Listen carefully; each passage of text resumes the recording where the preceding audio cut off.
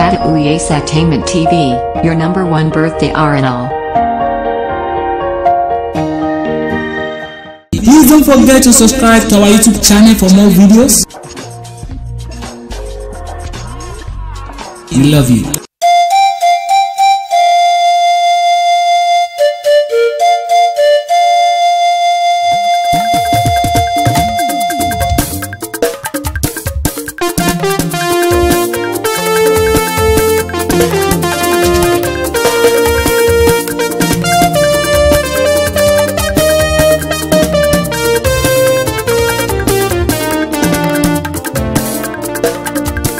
Bá mi kí Arẹwà Abímbọ́lá ọmọ àpótí ọlá kẹ́dùn dé. Ọlọ́jọ́ ìbí òní happy birthday to you. Èrò bá mi kí Arẹwà Abímbọ́lá ọmọ àpótí ọlá kẹ́dùn dé. Ìnẹ̀tì o. Ọlọ́jọ́ ìbí òní happy birthday to you. Àpáta ewì yes. Àpáta dé ewì dé ọ̀rọ̀ dé àlàyé wọlé àlàyé ló fi yé mi pé làlọ̀rọ̀ bàbá là kì í yé ni. Ó yá gbogbo ayé tẹ́jú sí mi kí n mọ ìyànnà ọ̀rọ̀. Òní lọ́jọ́ bí ọmọ kan ṣoṣo.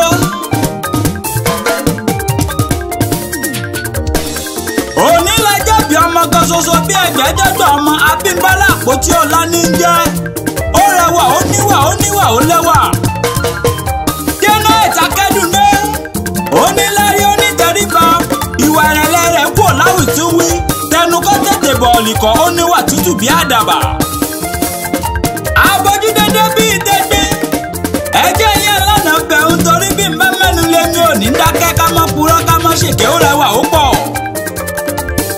Ìkẹ́rẹ́ Èkìtì ní ìṣẹ̀lẹ̀ bàbá tó bí ọlọ́mọ Ìbàdàn láti rí ọ́ dàgbà. Adónílé ìwí ló fi ṣẹlẹ̀ ẹjẹ́.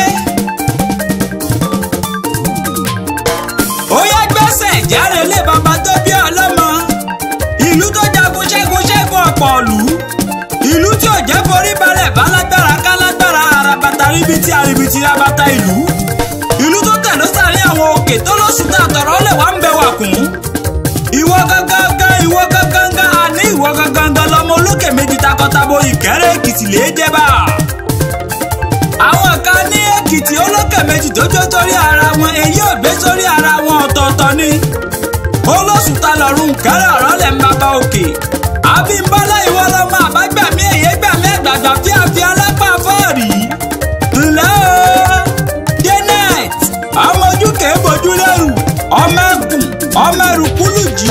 Ǹlẹ́ ọmọ Ìkẹ́rẹ́ kété oníyànà mo kí ọ ọmọ àpótí ọlá.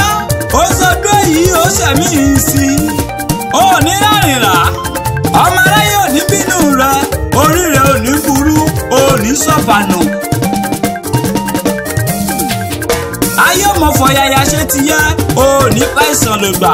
Happy birthday to you na I wish you long life and prosperity. Èrò bá mi kí Arẹwà yìí o. Èrò bá mi kí Arẹwà Abímbọ́lá ọmọ àpótí ọlá kẹ́dùn dé. Ọlọ́jọ́ ìbí òní happy birthday to you.